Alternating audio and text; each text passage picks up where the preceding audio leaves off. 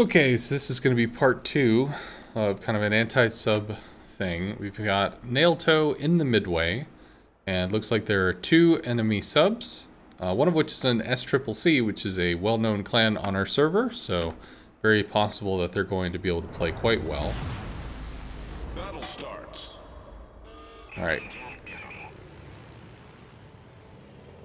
What the hell? What is this? What is this wasting time silliness? Why are you bombing at your own people? This is the second time in 2 replays that you've done this, and it makes literally no sense. Why are you doing this? So, all that's doing is wasting time, which is very bizarre. Alright, so you end up spotting the enemy after about 1 minute and 15 seconds. This is not quite sub-related, this is CV related, but I would recommend that you use rocket planes. Why? Okay. There are 3 destroyers and 2 subs. Using bombs is not a bad idea. It's more of an advanced tactic in the sense that using bombs you can go to hunt destroyers or subs. It's very likely that destroyer players just kind of slam it in full speed, and they pull away from their cruisers and battleships and stuff, and they pull up, and you might actually be able to attack them before the reinforcements arrive. But in order to do that, you can't do this weird bombing your own people thing. You need to get over there as quickly as possible before the reinforcements arrive, because DDs accelerate faster than the cruisers and stuff, but eventually cruisers get up to speed. And as the DDs get closer, they slow down to start positioning for caps. So yeah, also we have this thing where we're turning out and flashing broadside long range. There's a Slava, which is Merc, he's actually a pretty cool dude, and Yamato, both of these long range, very accurate threats. So this is going to be a thing that's you really need to pay attention to. If you're going to pull a turn like this, move. Finish the turn. Because this guy could just drop a fighter right here and keep you lit, and they just maul you from range. This is a death sentence. Okay, cool. So you're completing the turn. You're moving away.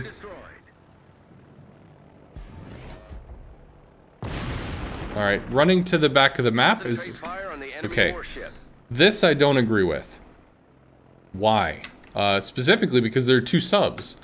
If the subs, for whatever reason, just hard YOLO, you know, go to max depth and try to sneak under all this stuff, and you're way back at the edge of the map with a sub here, nobody is in range to help you. There's no depth charge planes, there's no DDs that can run back to be of assistance. This does not work for you at all. There are enemy subs in the game. We both know that they're... People like using subs to hunt carriers because it's new, it's novel, and it gets carriers dead. So realistically, what you should be doing is you head out this way and then come in with your bow pointed in toward the Yamato. So you do this. Why do you position yourself here? Because you have a Colbert that can help, a Venezia that can help, a Balau that can help, a Montana that can help, a Vampire that can help, a Shimakaze that technically is still kind of covering this area of line. Being in the back of the map here just means that if you get pinned up against the wall, you're gonna get dunked. Whereas if you just continued the turn but then moved this way and cut back in, and we were maybe in like C9 right now, you're able to assist this push, and you have a whole bunch of, I don't know the terminology because I'm not much of a football player, but you know, if you're a quarterback, you've got a defensive line between you and the enemy. You've got a defensive line between you and the surface ships, and if somebody sneaks behind, you know, sneaks around the defensive line, you're at least close enough that one of them can be like, oh, hey, and then try to run back and block that dude. This is very dangerous.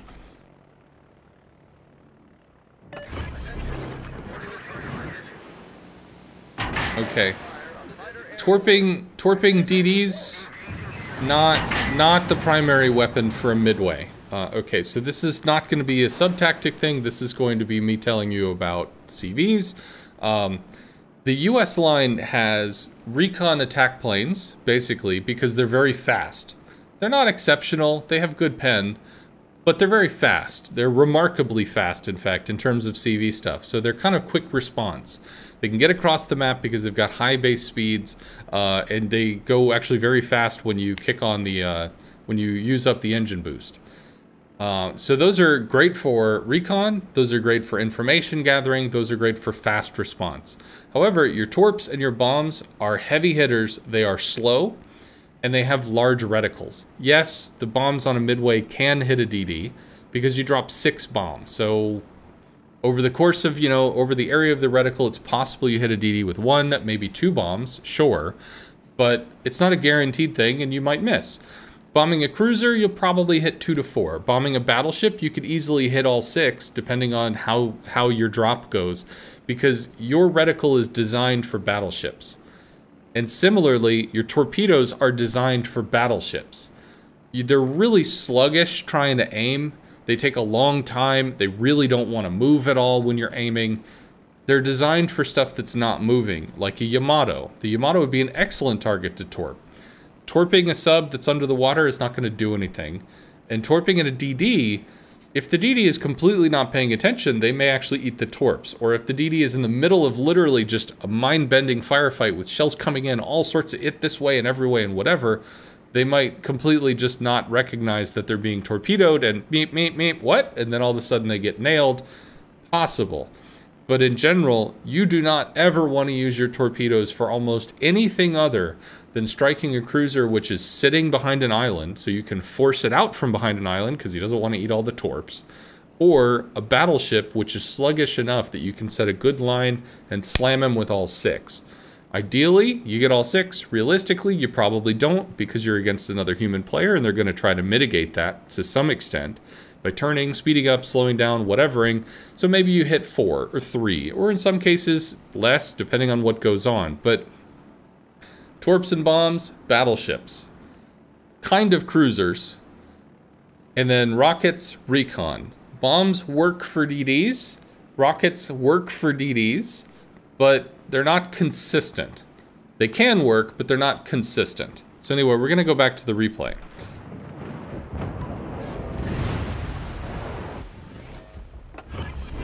Okay, I like that you dropped the fighter and then recalled, because there was nothing else for you to do at that point. You only had 3 torpedo planes, so you're not really going to be striking a Yamato with that. The Napoli is probably going to kill a plane. The Yamato might kill a plane. I think you might have still had your heel going, so you probably could have struck if you used your heel and came in with the 3 planes alone. Sure. But realistically, your influence in this area was done. There was no DD to support. There's no real gun pressure from your cruisers at this range. And I'm not exactly sure what your sub is going to try to do here. But again, people playing subs are still new. And you've got a sub mid that is under the corpse of one of your DDs. Alright, so it looks like you're trying to support your sub. Alright. When you are going against a Holland or anything with significant flak, when you fly, flak is going to be placed in front of you. So if you go forward, you're just going to go through waves of flak. So if you turn a little to the left, the flak gunners are going to aim a little to the left, which means you can turn in. If you turn a little to the right, the flak gunners are going to aim a little to the right, which means you can turn in. So you can kind of do some S-turning to place it, or you can try to come in on a consistent angle where they shoot here, but then shoot here, but then shoot here, and you're just cutting inside it. I do have videos regarding to how to deal with flak, but in general, if you know that a Holland is there, a Holland is an extreme AA threat. Just charging face first through a bunch of flak gets your plane shredded. It's not going to help anybody. Got 2 hits, which is nice. The enemy team has taken the lead. Okay, so at this point, we know where one sub is. We don't know where the other sub is. And we know where the SCCC sub is, so that's actually quite good. But because the other one has not been spotted in ever, it's very possible that, you know, he's just sneaking on over here. So you might get a surprise sub pretty soon. Who do you have in range? About 9 kilometers away, you've got a Montana. Maybe a little more than that. Maybe 11 kilometers away from your hull, you got a Montana. You got a Colbert, which I don't know what the range on the attack planes might be for that. Still, I think if you were maybe in this area, again, if we look at the quarterback kind of defensive line theory, you want your team between you and the bad guys. With nothing in the middle here, that's a really scary chance for a submarine to just YOLO right up on top of you, and likely is, because you're detected. One thing to note with a CV, if somebody detects you all the way at the maximum range, and they're not detected, they're not shown on the map, nobody's really recently located them, you may not get lit. You may not actually get this indicator until they get within a certain distance. I don't know what that distance is, but it's something which I've observed multiple times. It might be 11 kilometers, might be 10 kilometers, or it could just be that they've come up from maximum depth and they're now in periscope depth and can see you because they're within your aerial detection range. But having somebody close, very important. Alright. In terms of torping, you're not going to be able to torp the Des Moines because he's got islands surrounding him. Not going to be able to torp a Goliath if he's behind the island. You could be going for the Yamato, which is a really long distance when you've got stuff very directly appropriate that you could be trying to work on. I don't think torps are going to be the useful play here at all. Mostly because I don't see how you would make them useful. Torpedoes to starboard. Torpedoes to starboard. Okay, so sure enough, there's a sub coming up mid. Which is not a big surprise because we didn't have anything blocking mid. Torpedoes dead ahead. It does look like the torps have juked because they were not able to home. Your damage con is going right now, and you don't have a line on anything to be able to torp, so that's unfortunate. More torps come in, but they also don't have the ability to home because your damage con has been tripped, but is about to go down, and then will be down for a minute and a half. You do have a Montana, which is great, because the Montana can likely throw planes. You even have a Wooster that might be able to come over and assist with this too. At this point, you need to be finding the sub. You need to get information. Problem solved, sir. Affirmative. So running away from the sub is correct. It's a little concerning because there's a Yamato there, but I mean, the sub's not here to give you the easiest choice. Awesome. Fighter plane. Fighter plane immediately. Fighter plane over this guy. Just a little ahead. Okay. You fighter him and go a little ahead of the direction that he's in to make sure that your fighter stays relevant. I need help. And looks like you're trying to move up toward the wall, which is good. So the Montana is again throwing planes, which is awesome. But at this point, because he was completely unspotted, he's got a full depth timer, and the Montana goes down because there are just so many bad guys over here. Now, at this point, you actually should have dropped a fighter up here. Because it's possible he's sitting in the same place, but very unlikely. More likely is he's just getting closer to be able to shotgun you. So having a fighter that's a little even closer still is going to be helpful. Because when he's at periscope depth, he only has a 2-kilometer detection. Maybe 2.4, whatever, something like that. But it's small. Similar to like a DD. Well, actually better than a DD if he's in periscope. He can see you in periscope because you have a very large aerial detection because you are a capital ship. Meaning you want a fighter in this area because he's probably continuing to travel straight. And you'll get some kind of visual interaction. You have a Colbert that can help. And then you do have bombers. You lost a lot when you attacked the Holland, but you still have 5, which means that when he comes to periscope depth, you can at least bomb over him to try to cause floods or force him down beneath the water. Getting closer and underneath the patrol squadron that's already there isn't going to give you more information. Reporting the target position. So you're not going to be able to do anything to the Goliath unless you come from this angle and hard swing. Right now you're okay. This is a pretty rough line to take. You might get one. Alright, and now because of motion, we're showing full broadside to a Belau. Really, you need to at least have some kind of like rough fighter stuff kind of going on. If you had dropped your fighter as you came over here, it would still at least be over here theoretically screening for your broadside. Now, he popped up, he's gonna shotgun you. But it looks like he actually couldn't see you. Please tell me you're not gonna use torpedo planes. Rockets, okay, cool. Okay, This hard turning stuff is just going to give him access to your side. He's behind you now. You just go straight. You go away from the sub to give him the smallest target possible. Having your torpedo protection is helpful because the midway can blunt out like 40% of the damage, but saturation does the same thing. Saturation cuts your damage in half. It can take incoming damage, and simply by deadening out the hit points, it doesn't do the same thing.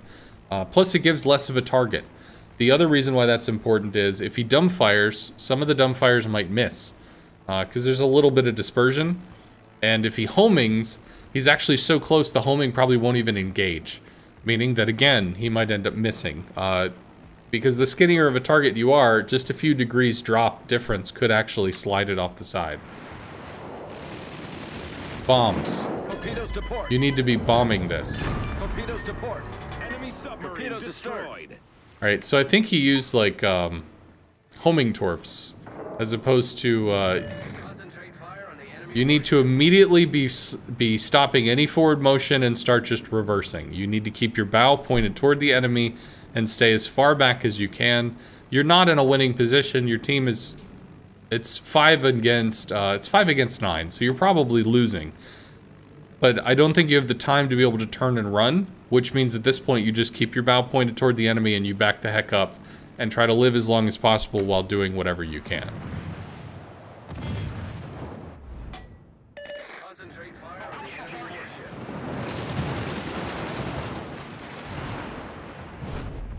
I think you're using Tiny Tims? Personally, I would suggest HVARs just because I find them to be more versatile. And you're moving in. You're getting closer to the enemy. And now with this, you're actually going to be flashing broadside to a Yamato. So ideally, you're back here, almost sliding across the edge of the universe with your bow pointed toward the enemy, because there's really no other options. All forces, capture that area. And now you're staying broadside to a Des Moines and a Yamato. You need to run. You need to not be here anymore. You need to be back here. Attention, reporting a target position. Alright, well, we saw where the ping's coming from, so we know where the sub is. Rocket planes are not the correct choice. You'd want to use bombs. Bombs can actually land on top of the sub to be able to do something there. And worth remembering that with Tiny Tims, you have a 6-second lead time for that shot, which is pretty massive.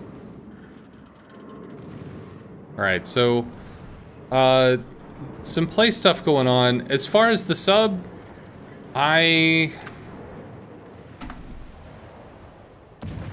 As far as the sub and mid, that got handled. There was a better way to play that, I think, by just staying directly away, as opposed to like the hard turning stuff.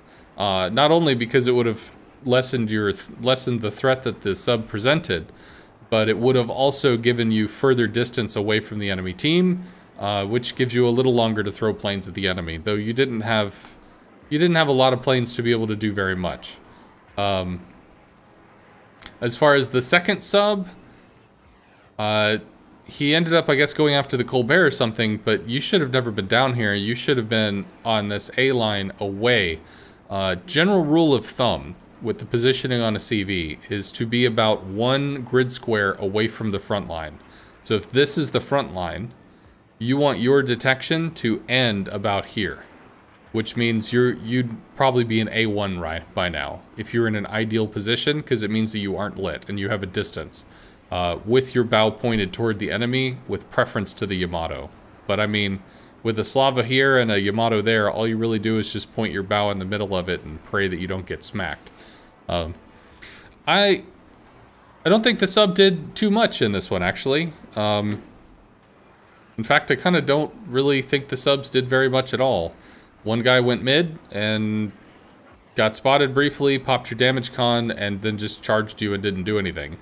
And then the other guy was, I think, had some impact at Charlie, and then just spent most of the rest of the game, I think, trying to catch up because he had committed to an outside flank, and it takes a long time to move from one flank over to the other when you win the flank and break the enemy team. Anyway, I hope this was helpful. That's going to be part 2 of anti-sub tactics responding to these videos. So if it was helpful, let me know.